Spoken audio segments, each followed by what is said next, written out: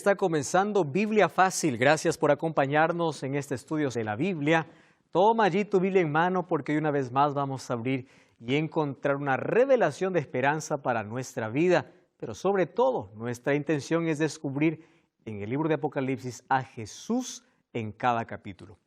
Bienvenido, gracias por acompañarnos. Estoy aquí junto a mis amigos con quienes compartimos esta temporada. Nos da mucha alegría que podamos conocernos, que podamos conversar ahí en los pasadizos, que podamos responder algunas preguntas, pero sobre todo que estemos unidos aquí para estudiar la Biblia, ¿verdad?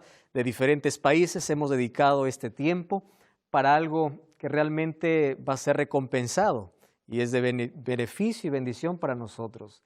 Es el hecho de poder abrir la Biblia para poder fortalecer nuestra relación con Dios y para comprender la voluntad que Dios tiene para nuestra vida, basado en su palabra.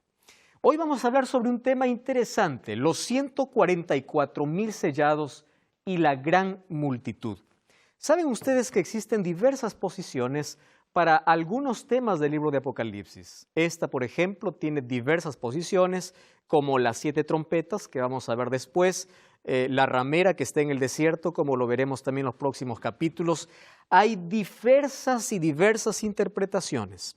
Algunos piensan que los 144,000 sellados que habla Apocalipsis es un grupo de personas a quien Dios elige, Dios escoge y es un número literal. Ya escuché por allá muchos decir, yo ya no me arrepiento porque yo ya sobro, ¿verdad? Los 144,000 ya están completados, ya están completos ellos. Hay otro grupo de personas que dice que son judíos arrepentidos, que en el tiempo del fin ellos proclamarán el Evangelio. Otro grupo de personas dice que este es un número simbólico y representa al pueblo de Dios a través de toda la historia. Y allí tenemos interpretaciones, simbólico, literal, más sobre todo eso. ¿Qué dice la Biblia al respecto? Ese será nuestro tema de hoy. Bienvenidos una vez más a este capítulo. Bienvenido tú que estás allí en casa. Listo, toma lápiz y papel. Vamos a abrir la Biblia y vamos juntos a permitir que Dios pueda hablar a nuestro corazón a través de su palabra. Antes de poder abrir la palabra de Dios, aquí tenemos el hábito y la costumbre de pedir la dirección divina. Vamos a orar. Querido Dios, gracias por la oportunidad que tenemos una vez más de abrir tu palabra y de encontrar en ella salvación para nuestra vida. Gracias porque es tu palabra la luz, la única luz que puede brillar en medio de la oscuridad. Gracias porque es ella que nos muestra el camino verdadero, que es Cristo Jesús. Y a través de ella podemos iluminar nuestra vida y podremos también ser herederos de aquella patria celestial, porque nos muestra en plenitud tu gracia y la fe que debemos tener en ti. Gracias por tu amor. Ahora, una vez más, pedimos que tu Santo Espíritu esté con nosotros. Suplicamos que aquella linda promesa que cuando pedimos que tu Santo Espíritu esté, tú dijiste que estará todos los días hasta el fin del mundo. Hoy puede estar aquí para poder mostrarnos la verdad que nosotros necesitamos comprender. Que tu presencia esté aquí y también con las personas que están viendo este programa allí desde casa. En el nombre de Jesús. Amén. Entonces vamos a hablar acerca de los 144,000 sellados y la gran multitud. Un tema realmente interesante, como ya les estuve mencionando, diferentes puntos de vista, diferentes interpretaciones, mas hoy vamos a hablar basado en la Biblia. ¿Qué significa? ¿Qué representa este grupo especial? ¿Y por qué dice 144,000? Entonces allí nos presentamos ante la primera pregunta. ¿Quiénes son los 144,000 sellados? Abrimos la Biblia para ver de qué grupo está hablando. Apocalipsis capítulo 7, versículo 4.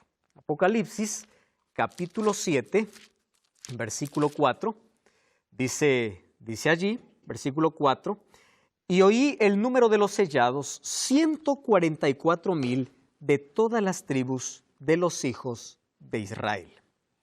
Yo les estoy dando solamente el número, sin embargo hay un contexto que son los primeros versículos, las cuales ahora recién vamos a leer. La pregunta es, ¿quiénes son esos 144,000 sellados? ¿Y por qué 144,000? ¿Verdad? ¿Por qué ese número?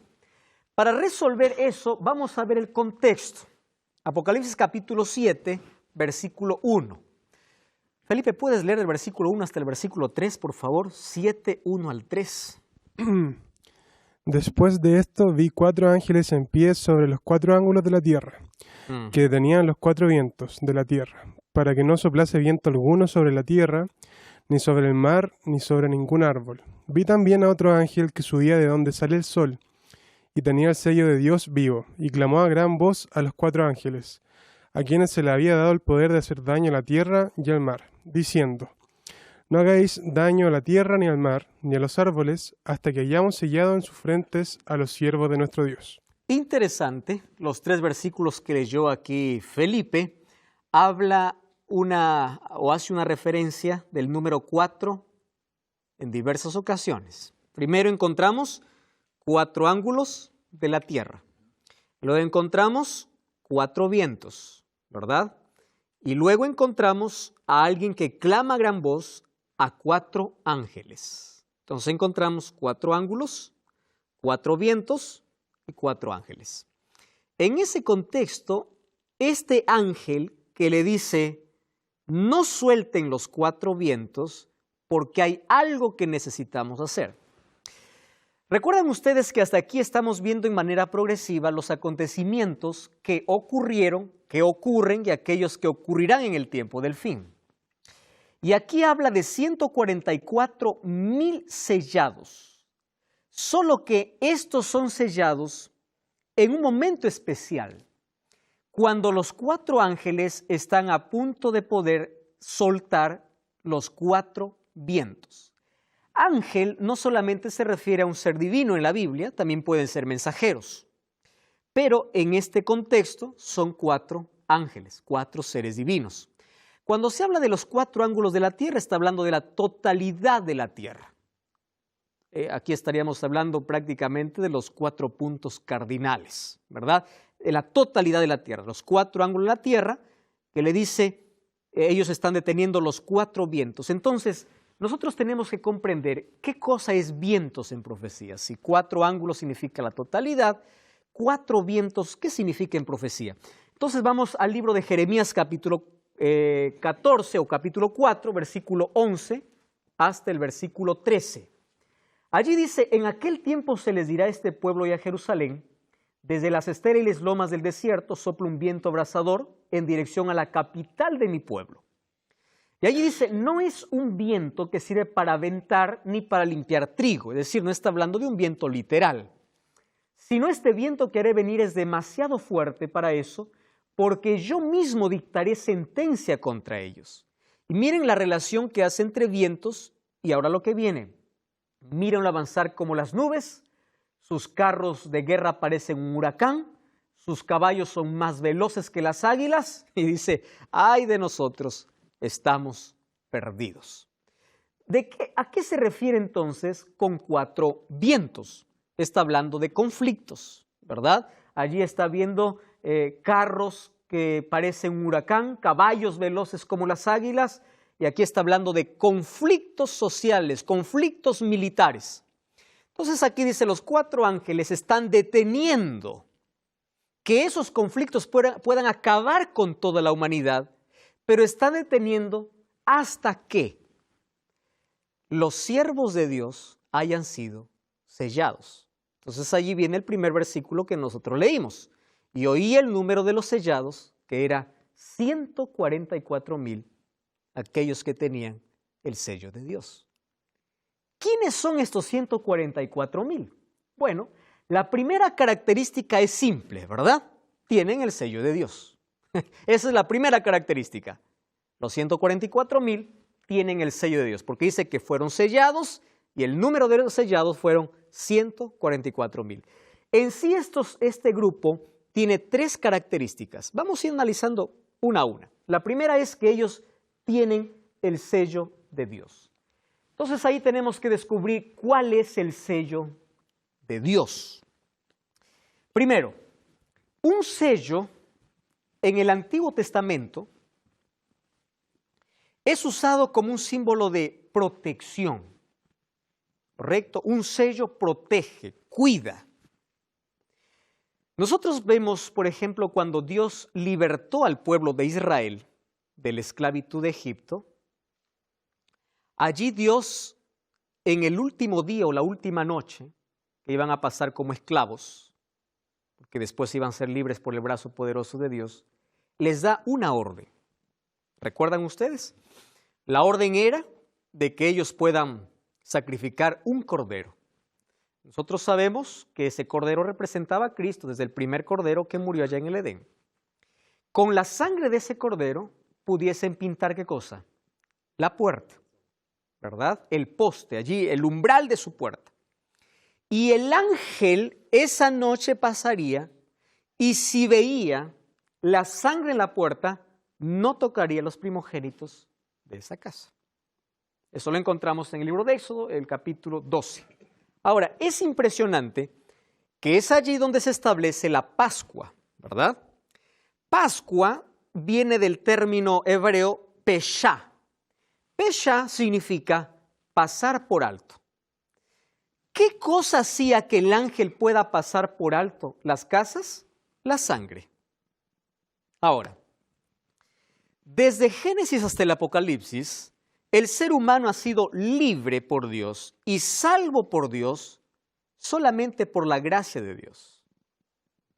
Presten atención. Cuando Efesios capítulo 2 habla de que el ser humano es salvo por fe y gracia, nunca el pueblo de Dios ha sido salvo de una manera en un lado y de otra manera en otro lado.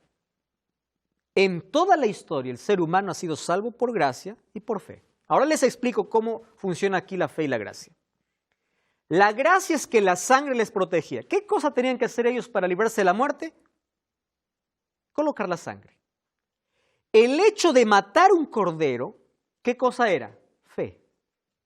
Porque yo puedo decir, ¿por qué la sangre de un cordero? Yo puedo colocar la sangre de una gallina, ¿verdad? Puedo colocar la sangre de cualquier otra cosa. ¿Por qué de un cordero? Solo que las órdenes de Dios son claras, ¿verdad? Son claras. Un cordero, la sangre de un cordero. Ahora, fíjense aquí. Fe me lleva a obedecer las instrucciones que Dios tiene para mí. Es decir, pregunto aquí, ¿qué me salva? ¿La obediencia o la gracia? La gracia. Pero para ser salvo por la gracia, yo necesito de fe. Ustedes recuerdan a quién se les llama el padre de la fe. Abraham, ¿verdad? Amigo de Dios, me encantan esos dos títulos, ¿verdad? Amigo de Dios y padre de la fe. Padre de la fe. ¿Qué hizo Abraham para ser padre de la fe? Aparte de que caminó con Dios, aparte de que experimentó la gracia de Dios. Cuando vemos Hebreos capítulo 11, allí en la galería de los hombres de fe, todos aquellos hombres aparecen allí no por sus grandes méritos o hazañas, sino porque Dios actuó en ellos. Es su gracia. Solo que la obediencia les tornó ¿qué cosa? En hombres de fe. Dame tu hijo, te doy mi hijo. Haz esto. Caín, ¿por qué se le contó por fe? Porque presentó lo que tenía que presentar como ofrenda. Abel. ¿Y por qué Caín no? Porque Abel presentó algo que no se le había pedido. Él quiso dar lo mejor de sí. Dios no pidió eso.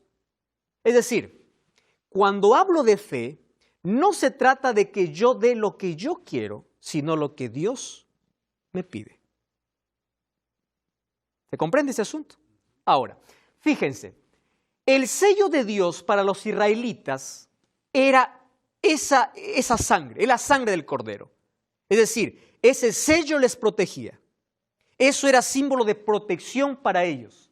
Ahora, Ezequiel capítulo 9 encontramos, hay otros ejemplos también cuando habla de sello en la Biblia.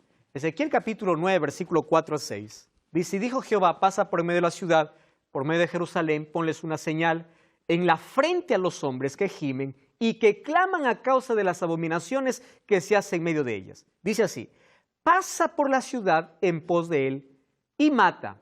No perdone vuestro ojo, ni tenga misericordia, pero a todo aquel en el cual hubiere señal, no os acerquéis. El sello está entonces ahora ligado a una señal. ¿Cuál era la señal para el pueblo de Israel? La sangre allí en la pared. ¿Cuál era la señal? Aquí no dice, ¿verdad? ¿Cuál fue la señal literal? Pero dice, mata a todo aquel que no tenga esa señal o ese sello. Correcto. ¿Por qué eran salvos ellos? Por la gracia de Dios. Pero ellos, ¿qué cosa tenían que tener? la señal o sello. Muy bien. Ahora entonces, ¿cuál es el sello de Dios? Interesante, porque los 144,000, ¿qué cosa tienen? El sello de Dios. La Biblia en el Nuevo Testamento encontramos muchas referencias hablando de un sello específico y especial que todos los hijos de Dios tienen. ¿Cuál es ese sello? Solamente tomando un texto, Efesios capítulo 4, versículo 30, dice así: no contristéis al Espíritu Santo de Dios, con el cual fuisteis sellados, ¿para qué día? Para el día de la redención. Presten atención ahora. Eso significa que cuando una persona acepta a Cristo, recibe la garantía. Pero esa garantía demanda de que yo todos los días debo buscar a Dios, ¿verdad? No es que yo recibo el Espíritu Santo en un momento y ya, ahí se acabó y soy salvo para siempre. Nosotros ya vimos en los programas anteriores que el hecho de que tengas un encuentro con Dios no te garantiza de que en el final tú estés al lado de Dios para siempre, porque tú puedes perderte en el camino. Bueno, el sello de Dios es la garantía de todo hijo de Dios. Cuando uno acepta a Dios, uno se arrepiente no porque el ser humano produce arrepentimiento, sino porque el Espíritu Santo nos convence del pecado. Jesús mencionó de que el Espíritu Santo, una de las tareas que haría era convencer de pecado. No es que yo busqué a Dios, es que Dios me buscó y el Espíritu Santo me trajo a Dios. Y soy sellado por medio del Espíritu Santo. Ahora, ¿cuál es la evidencia de que el Espíritu Santo vive en mí? Hay algunos que dicen, pues la evidencia es hablar lenguas, ¿verdad? La evidencia es alguna demostración, algún fenómeno, alguna cosa. Si voy a Efesios capítulo 5, el capítulo 5, voy a encontrar que las evidencias del Espíritu Santo es que en mi corazón haya amor, gozo, paz, paciencia, benignidad, bondad, fe, mansedumbre, templanza. Contra tales cosas, dice, no hay ley. Porque la evidencia del Espíritu Santo en mi vida me coloca en esta palabra, en armonía con Dios. ¿Correcto? Yo no puedo decir, tengo al Espíritu Santo cuando mi vida no está en armonía con Dios. Ahora la pregunta es, ¿cómo mi vida está en armonía con Dios? Cuando yo soy obediente. ¿Obediente a qué? A su palabra. ¿Dónde yo descubro el plan que Dios tiene para mi vida? En la Biblia. Entonces, el Espíritu Santo vive en mí cuando yo vivo la palabra de Dios. Cuando yo escucho, cuando yo obedezco. Voy a hacer un paréntesis aquí porque hay muchos que malinterpretan ese asunto. La obediencia no es la causa de la salvación. La obediencia es el resultado. Hay una enorme diferencia entre causa y resultado. La causa de la salvación es la gracia. ¿Por qué nos salvamos? Por gracia. Es la causa. El resultado de que yo tengo la gracia de Dios, el Espíritu Santo, hace que mi vida se coloque en armonía con su voluntad. Ahora fíjense, en el tiempo del fin habrá dos asuntos que hará que el pueblo cristiano esté dividido. Y a eso lo tomamos como una señal distintiva. Vamos a abrir la Biblia. Isaías capítulo 8, versículo 16. ¿Alguien tiene allí el texto? ¿Puede leer? Yo aquí voy a buscar también el texto. Isaías, tú que estás allí en casa, puedes allí abrir tu Biblia y puedes leer también el texto. ¿Tienen allí? Gracias, Pablo. ¿Qué cosa dice? Ata el testimonio, sella la ley entre mis discípulos. Muchas gracias, Pablo.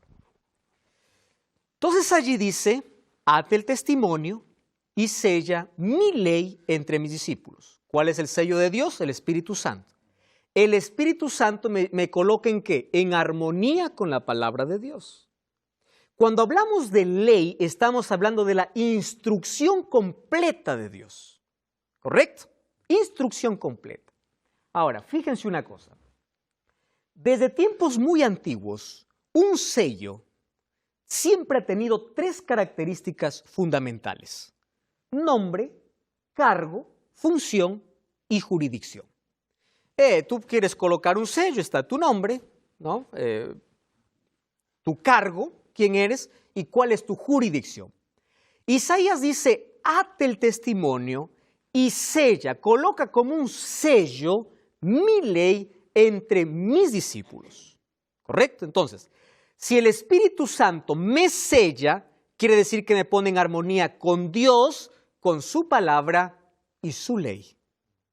¿Correcto? Porque su ley está dentro de su palabra. Muy bien.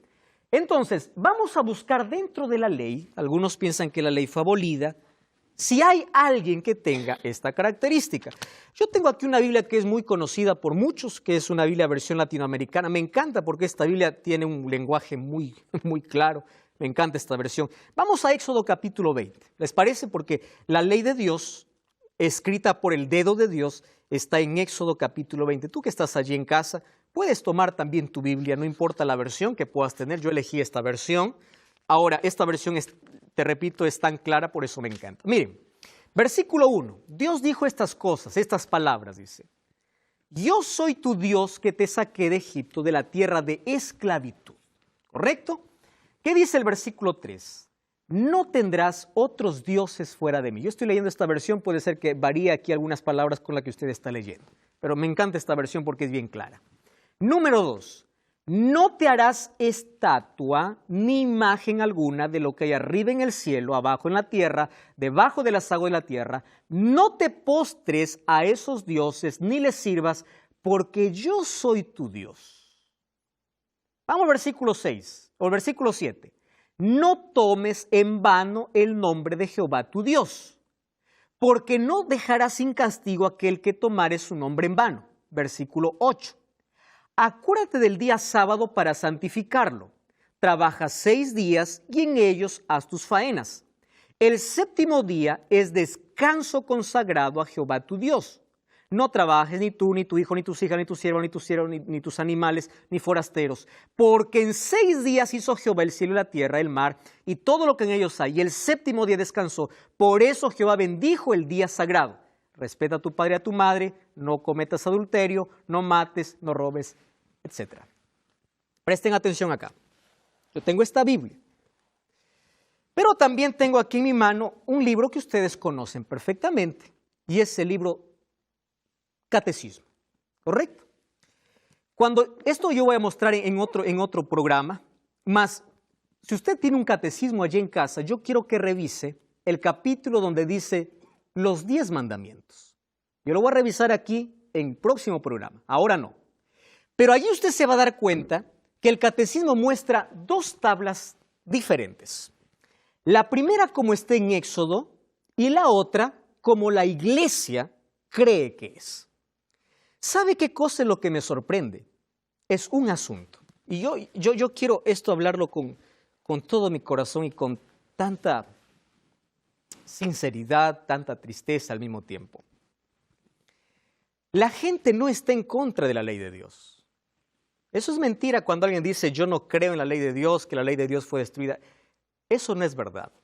Porque si la ley de Dios fuese destruida, entonces matar, robar, adulterar es permitido, porque eso es la ley de Dios. Presten atención aquí. El problema nunca ha sido la ley. ¿Saben qué ha sido el problema? 2 mandamientos que tienen que ver con adoración.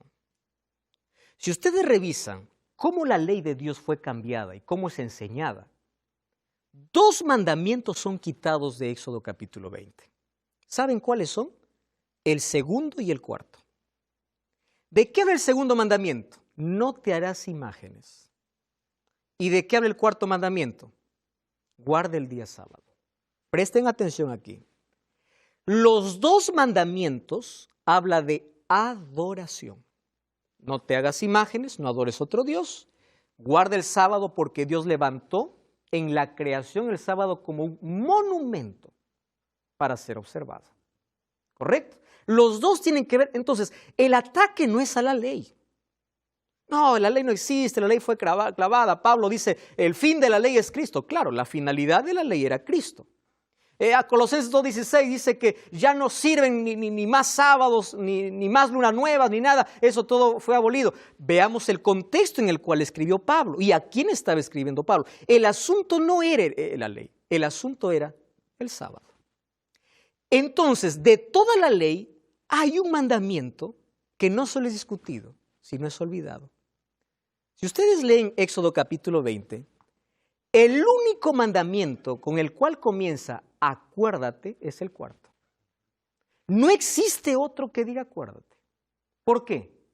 Porque Dios sabía que la humanidad con el tiempo iba a olvidar, iba a reemplazar este mandamiento, colocando otro monumento encima de aquel que Él ya levantó en la creación.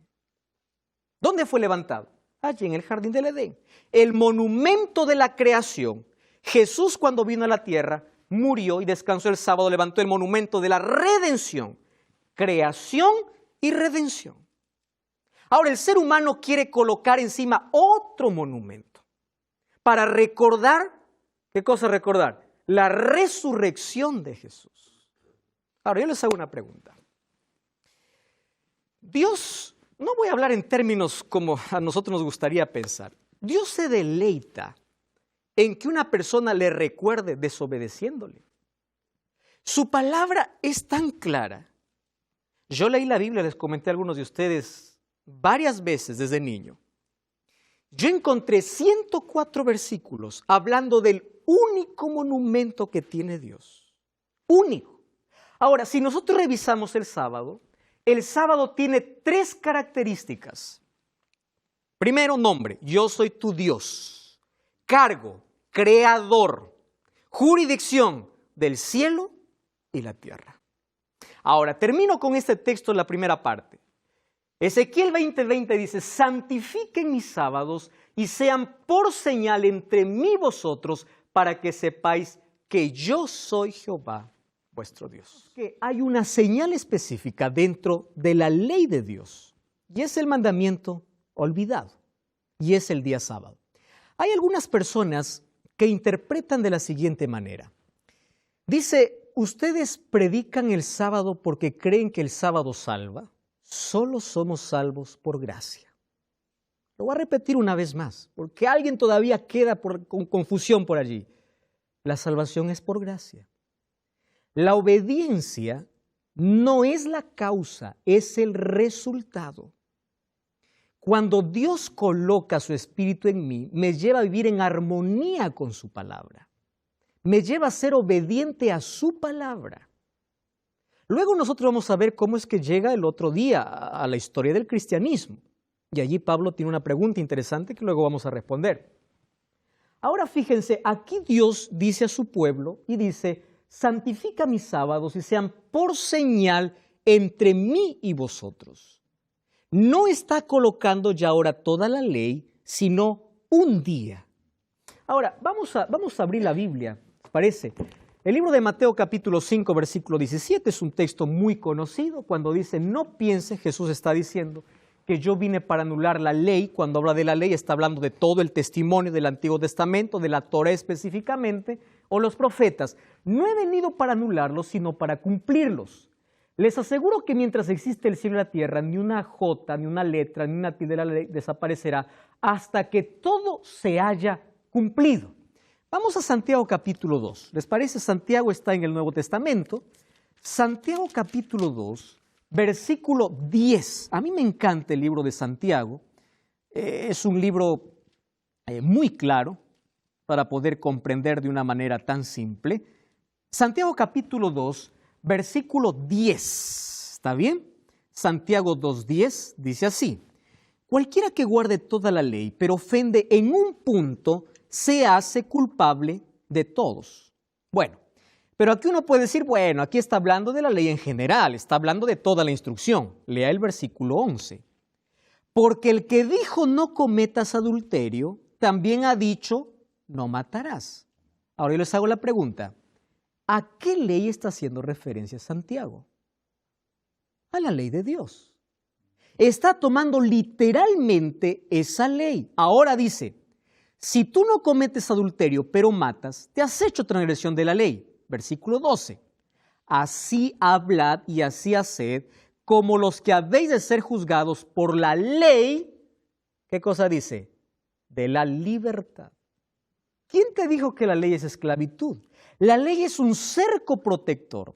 Protege tu familia y protege tu relación con Dios. Los 4 primeros mandamientos demuestran tu amor a Dios. Por eso Jesús dijo, la ley se divide en 2. Amor a Dios y amor al prójimo. Porque los 4 habla de mi relación con Dios, mi amor a Dios. Y los otros 6, protege mi familia. No cometerás adulterio, honra a tu padre y a tu madre. Protege las relaciones.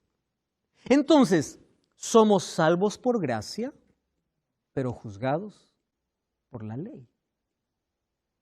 Qué interesante lo que está diciendo aquí la Biblia. Ahora, si nosotros vamos a Romanos 3:31, allí Pablo es claro. Vamos a leer, ¿les parece? Romanos capítulo 3, versículo 31. Pablo habla mucho acerca de la ley. Romanos capítulo 3, versículo 31. Él dice así, miren. Luego pues, por la fe invalidamos la ley. Y él dice, de ninguna manera, ni siquiera se hable. Más bien estamos confirmando. ¿Pablo está hablando de una salvación por ley? No, de ninguna manera. ¿De qué está hablando? De fe. Porque el ser humano es salvo por fe y gracia. Entonces, es interesante que en el tiempo del fin, aquellos que tienen el sello de Dios, por medio del Espíritu Santo, tendrán un sello invisible. Esto se llama un sello escatológico. ¿Por qué? Presten atención. Porque hay un solo punto que divide en este mundo a los cristianos, y es el día de adoración. Hay otros temas que dividen, vamos a ver en los próximos capítulos cuando hablemos de la inmortalidad del alma y de otros asuntos, pero el día de adoración es el punto central. Existe solo 2 días, ¿verdad? Sábado y domingo. Ahora, si un sello era la señal de libramiento, protección, significa que Dios colocará un sello en aquellos que guardan sus mandamientos, reverencian su ley y rehúsan aceptar la señal de la bestia y su imagen. Este tema va a estar interesante, lo vamos a ver en los próximos capítulos, porque en contraposición al sello, ¿qué cosa está? La marca. Primero revisemos el sello, luego vamos a ver la marca en los próximos capítulos. Miren, yo tengo ese libro, es muy interesante, lo tengo aquí. Este libro es escrito por el doctor Samuel Bacchiocchi. Si ustedes leen aquí en la parte final, dice que esto es una tesis doctoral, ¿correcto? Samuel Bacchiocchi hizo su doctorado en la Universidad Pontífice Gregoriana, en la Pontífice Universidad Gregoriana. Esta tesis fue presentada en el año de 1975, publicado como libro en el año de 1977. Aquí en este libro, bueno, él lo convirtió en libro su tesis, es una tesis doctoral, ¿correcto? Él lo hizo en Roma. En esa tesis lleva el imprimatur del Vaticano.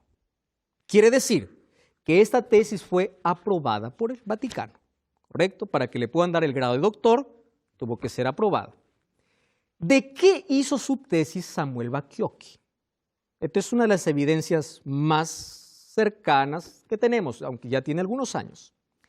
Toda esta tesis se basó en la historia, él hizo una investigación en cómo el domingo ingresó a ser día de adoración dentro de la iglesia cristiana, pero no dada por Dios. Entonces aquí presenta todos los documentos desde la iglesia primitiva, haciendo un recorrido a través de toda la historia de la iglesia.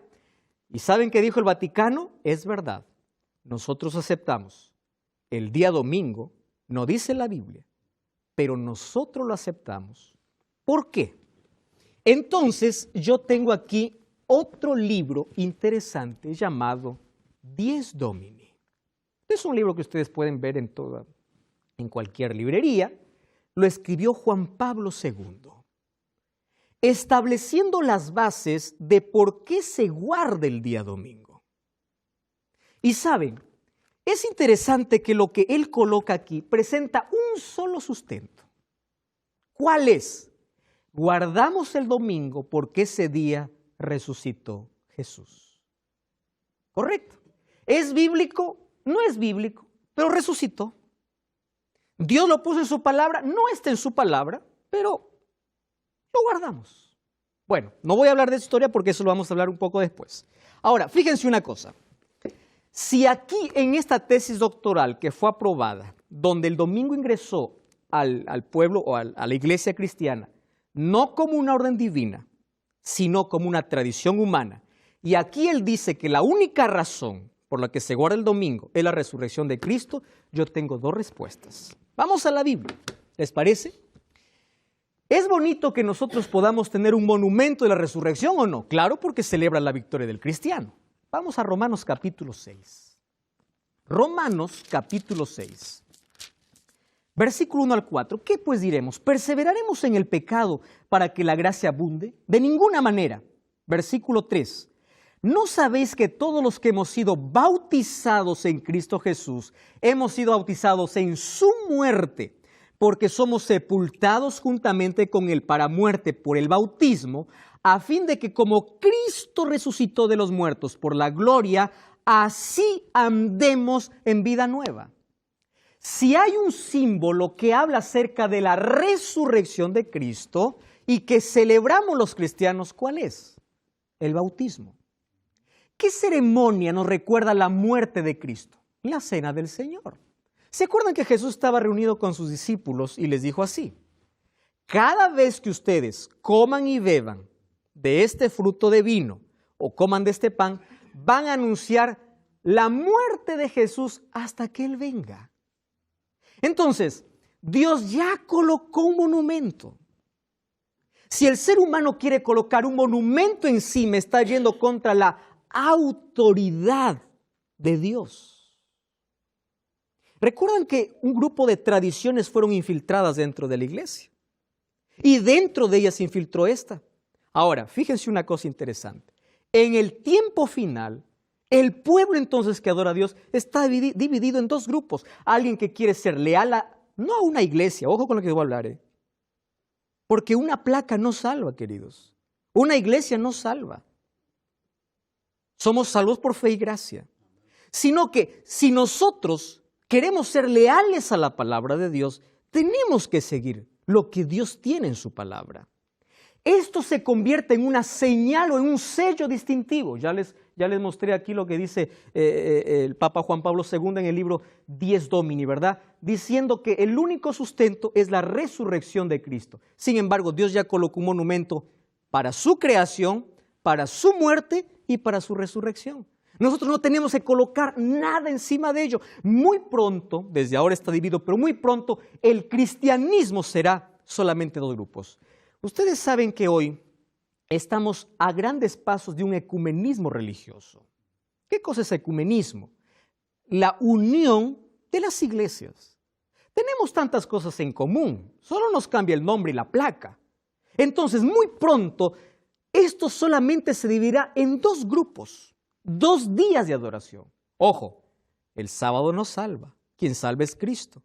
Pero el sábado se constituye ahora en un sello visible, en una señal de obediencia de aquellos que tienen el Espíritu Santo y de aquellos que viven en armonía con la voluntad de Dios, no con lo que alguien pueda suponer. Entonces, los 144,000 son personas selladas con el sello de Dios. Y número 2, miren, Apocalipsis capítulo 7, versículo 13 y versículo 14, dice así, 7, 13 y 14. Entonces, uno de los ancianos me habló diciendo, estos están vestidos de ropas blancas. ¿Quiénes son y de dónde han venido? Yo les dije, Señor, tú lo sabes. Él me dijo, estos son los que han salido de la gran tribulación. ¿De qué momento está hablando? Cuando se cierra el tiempo de gracia en el cielo, las 7 plagas caerán sobre la tierra, un tema que veremos a futuro.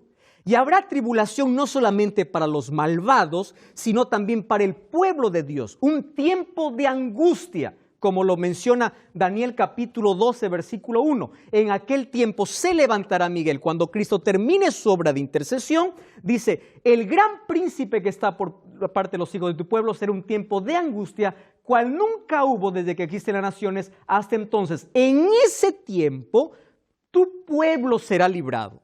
Aquellos que están escritos su nombre en el libro de la vida. Ahora, Esa gran tribulación significa que los casos están decididos. Apocalipsis 22:12 dice, el justo sigue siendo justo, el santo sigue siendo santo. Es decir, se acabó la oportunidad para todos. Jeremías capítulo 30, versículos 5 al 7, habla acerca de la angustia de Jacob. Una angustia mental. Jacob, cuando supo que Esaú estaba viniendo, él tenía miedo perder su vida. Número 2, el temor que él tenía era por si su hermano le habría perdonado o no.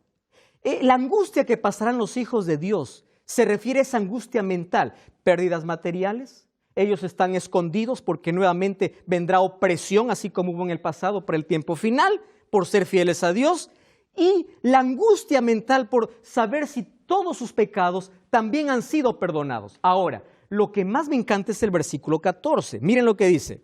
Y yo le dije, Señor, tú lo sabes. Estos son los que han salido de gran tribulación y han lavado sus ropas, ¿en dónde dice? En la sangre del Cordero. Entonces, la salvación es por gracia divina. Lavar la sangre o lavar los vestidos en la sangre del Cordero significa aceptar la justicia de Cristo en lugar de mis méritos. Lavar la sangre significa, versículo 1 Juan 1:7 dice, si andamos en la luz como Él está en la luz, tenemos comunión unos con otros y la sangre de Cristo nos limpia de todo pecado. Aceptar aquella gracia divina. Ahora termino con esto y de ahí voy a dar pase. 144,000 entonces, ¿quiénes son? Tienen 3 características. Número 1, tienen el sello de Dios. Número 2, pasan por la grande tribulación. Y número 3, han lavado sus ropas en la sangre del Cordero. Son salvos no por méritos, sino por la gracia de Dios. Ahora, 144,000 tiene un significado simbólico. No es que hay 144,000 que van a estar en el cielo. ¿De dónde sale ese número? ¿Cuántas tribus fueron el pueblo de Israel? 12. ¿Cuántos apóstoles? 12. Muy bien, 12 por 12. ¿Y de dónde sale el 1000? Cuando el pueblo de Israel salía para la batalla, salía en grupos de 1000. Por eso ahí decía, vienen de millares en millares. Es decir, cada grupo conformaba 1000. Este grupo es aquel pueblo en el tiempo del fin. No estoy hablando de iglesia, estoy hablando de pueblo. Fiel a Dios, que su vida esté en armonía con Dios. Y este grupo, ¿qué cosa está? Preparado para la batalla. ¿Qué batalla? Vamos a ver en los próximos capítulos que existe la última batalla en este mundo, la cual se llama la batalla del Armagedón. Entonces, este grupo sufre persecución, pero aceptó la gracia de Cristo, tiene el sello de Dios. El sello de Dios les protege de las plagas, pero no del otro tipo de angustia. Ahora, fíjense una cosa. El número 12 se repite constantemente, 12,000 estadios, la ciudad santa tiene dimensiones de 12, etcétera, etcétera. Entonces, aquí representa al pueblo de Dios a través de toda la historia. Aquellos fieles hijos de Dios, aquellos que han lavado sus ropas en la sangre del Cordero, han aceptado la gracia de Cristo, y aquellos que tienen ese sello visible en su vida. Entonces, formar parte de este grupo no se trata de una placa de iglesia, sino se trata de fidelidad y de lealtad a la palabra de Dios. Pablo. No, pensando en lo que hablabas, que el domingo como monumento a la resurrección, cosa que bíblicamente ya hay un monumento que es el bautismo. Pero no será, según el Salmo 118, verso 24, este es el día que hizo Jehová. Nos gozaremos y nos alegraremos en él, en ese día.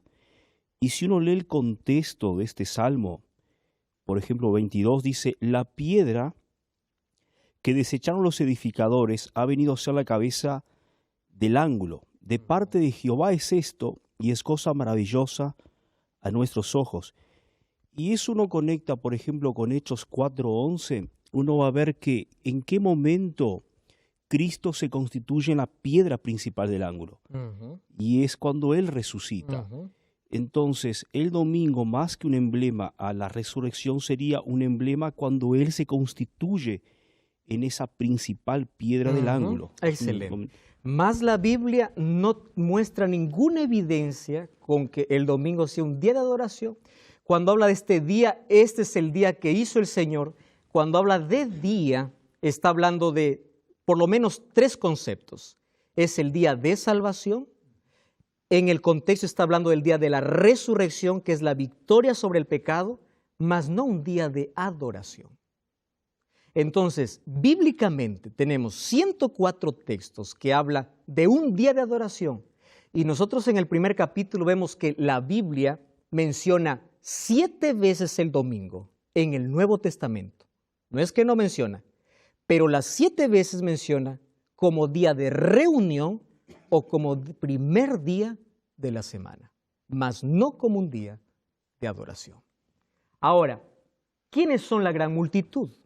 La gran multitud son los 144,000 en 2 momentos, solo que los 144,000 están en la tierra, listo para la batalla, y la gran multitud está celebrando la victoria porque ya pasó por la batalla.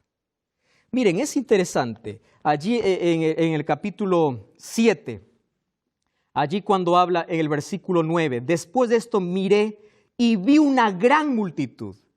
En los primeros versículos dice, escuché que eran 144,000. Ahora vi una gran multitud. No se podían contar naciones, tribus, lenguas.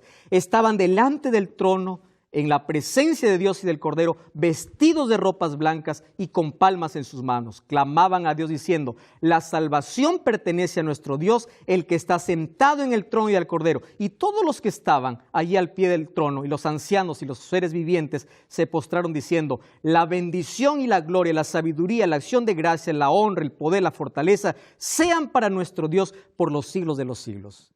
Mientras unos están preparados para la batalla, en la gran multitud dice, ya vencimos.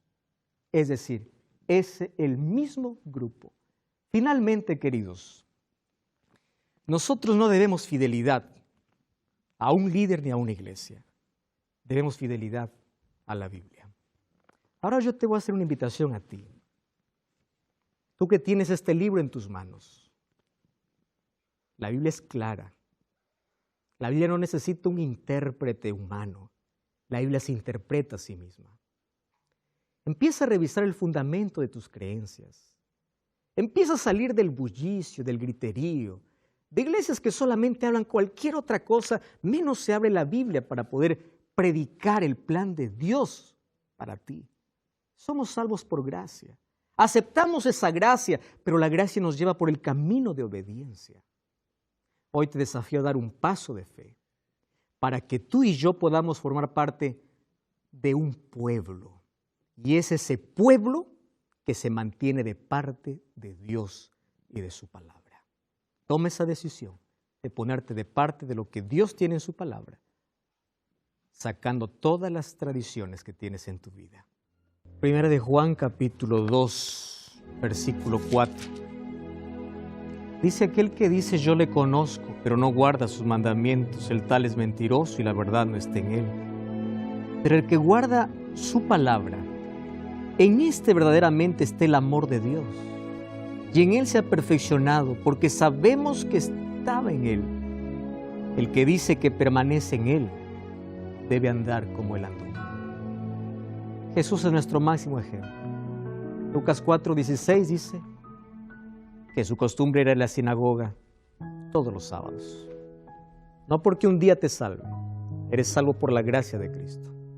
Sin embargo, tu gracia te transforma y hace que tu vida se pueda poner en armonía con el ejemplo y la voluntad de Dios. Hoy te invito este sábado, busca una iglesia, que hay una dirección, busca, te espero allá y vamos a adorar a nuestro Dios, que el monumento que levantó en la creación, según Isaías capítulo 66, 22 y 23, será eterno. Ese es el día que Dios separó, es el día que Dios separó para que tenga un encuentro contigo. Vamos a orar. Querido Dios, ayúdanos a ser fieles y obedientes a tu palabra. Que tu gracia pueda transformar nuestro corazón. Y ayúdanos a colocar nuestra vida en armonía contigo. No por nuestros propios méritos o esfuerzos, sino porque el Espíritu Santo permite ese cambio en nuestra vida. Abre nuestros ojos Ayúdanos a mirar tu verdad y aceptarlo con agrado en nuestro corazón. En nombre de Jesús.